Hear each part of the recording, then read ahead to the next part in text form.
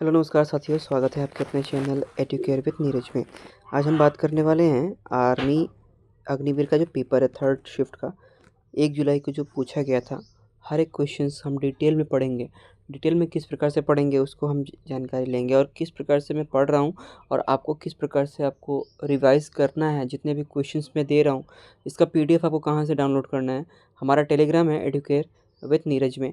आप #/नीरज नीचे अगर आप देखें तो इनको सारे के सारे चीज़ों को आप डाउनलोड कर सकते हो। ऊपर में बहुत सारी चीज़ें हैं, बहुत सारे क्वेश्चंस हैं, अनगिनत क्वेश्चंस हैं।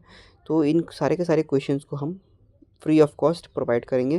तो जहाँ से आपको टेलीग्राम मिलेगा, लिंक आपको टेलीग्राम कहाँ का मिल जाएगा, टेलीग्राम में मिल जाएगा आपको डिस्क्रिप्शन बॉक्स से। वहाँ से इसको ज़रूर डाउनलोड कर सकते हो। भारत की तट रेखा की लंबाई पूछी जा रही है, बार बार पूछी जा रही है, तो इसको एक बार ज़रूर पढ़ना है। 7516 किलोमीटर। दक्षेश की कितने देश सदस्य हैं? तो ये हम अगर बात करें दक्षेश के तो 8 देश सदस्य हैं। भारत, नेपाल, बांग्लादेश, श्रीलंका, मालदीव, भूटान और पाकिस्तान। इसका जो मुख्यालय है काठमांडू नेपाल में है। विवेकानंद स्मारक कहाँ स्थित है पूछा गया।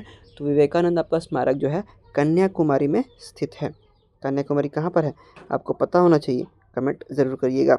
अर्थशास्त्र के लेखक पूछा गया तो कौटिल्य और चाणक्य, ठीक है। विशाखदत्त भी इन्हीं का नाम है। तो आप कंफ्यूज मत होइए कि अर्थशास्त्र के जो लेखक हैं चाणक्य हैं या कौटिल्य हैं या विशाखदत्त हैं, ठीक है।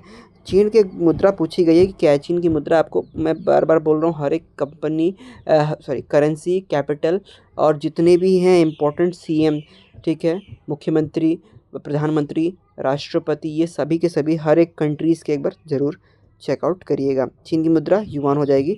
रेड क्रॉस की संस्थापक पूछे गए हैं कौन है, तो हेनरी डुनांट, ठीक है। हीमोग्लोबिन की कमी से होने वाले रोग कौन कौन से होते हैं? तो हीमोग्लोबिन की कमी से होने वाले जो रोग हैं वो एनीमिया होती है। प्राय ज़्यादा से ज़्यादा आप देखने की कोशिश करिएगा, हीमोग्लोबिन जो अगर कम हो, ब्लड में जो हीमोग्लोबिन की मात्रा कम होती है तो एनीमिया का रोग होता है। भारत कोकिला कौन कहलाता है? तो भारत कोकिला जो है आपका सरोजनी नायडू कहलाएंगी। दिल्ली में कुतुब मीनार किसने बनवाई थी? तो ये कुतुबुद्दीन ऐबक ने बनवाया था। अंतरिक्ष में जाने वाले प्रथम भारतीय राकेश शर्मा और द्वितीय भारतीय कौन हो जाएंगे? अभी वर्तमान में कौन बने हैं हमें कमेंट ज़रूर करिएगा, नाम भूलिएगा मत। प्रथम भारतीय उपग्रह का नाम क्या है और इसे कब छोड़ा गया? तो प्रथम भारतीय उपग्रह है आपका आर्यभट्ट। 1975 ईस्वी में इसको छोड़ा गया था। संयुक्त राष्ट्र संघ के वर्तमान महासचिव कौन है? तो बान की मून। इंटरनेशनल वुमेंस डे आपको हर एक एग्ज़ाम में ये देखने को मिलेगा ही मिलेगा। एक इम्पॉर्टेंट डेट्स याद रखिए, इम्पॉर्टेंट डेट मैं कल के दिन में भी आपको बताया था कि इम्पॉर्टेंट डेट्स ज़रूर पढ़ के जाइएगा अगर आपको एग्ज़ाम क्लियर करना है। तो इंटरनेशनल वुमेन डे 8 मार्च को होता है। घेंघा रोग किसकी कमी से होता है? तो आयोडीन की कमी से आपको घेंघा रोग होता है। कौन सी ग्रंथि इंसुलिन स्रावित करती है? सो अग्नाशय आपका इंसुलिन स्रावित करता है। डुरंड कप याद रखिए, जितने भी इंपॉर्टेंट कप्स हैं, ठीक है, वो कप को आप ज़रूर एक बार देख के जाइएगा, ठीक है। तो डुरंड कप किससे संबंधित है? वो फुटबॉल से संबंधित है, ठीक है।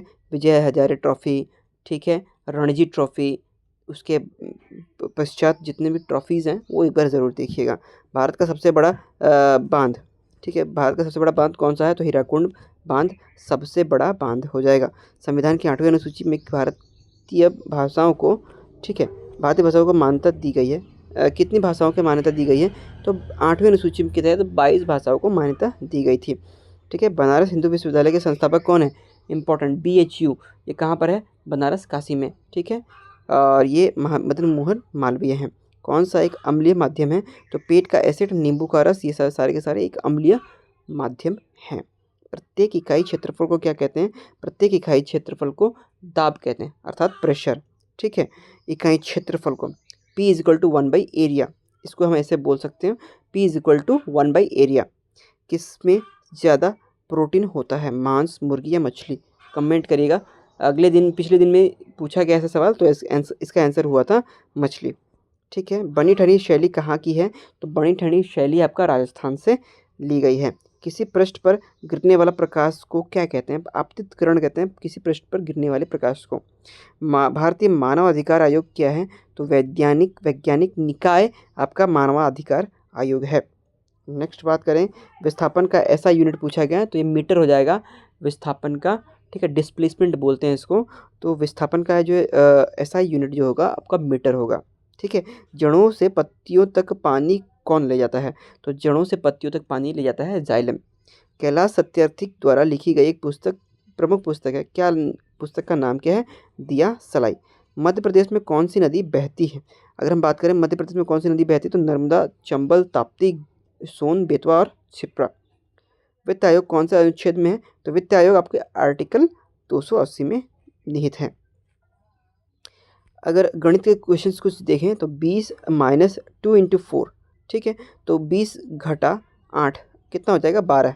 22 और 32 का एचसीएफ क्या है? इसमें दो ही आपको देखने को मिलेगा, कॉमन फैक्टर जो मिलेगा वो 2 मिलेगा। 310, 110, 90 का औसत एवरेज पूछा, तो तीनों को ऐड करके 3 से डिवाइड कर दीजिए, आपको एवरेज मिल जाएगा, 170 हो जाएगा।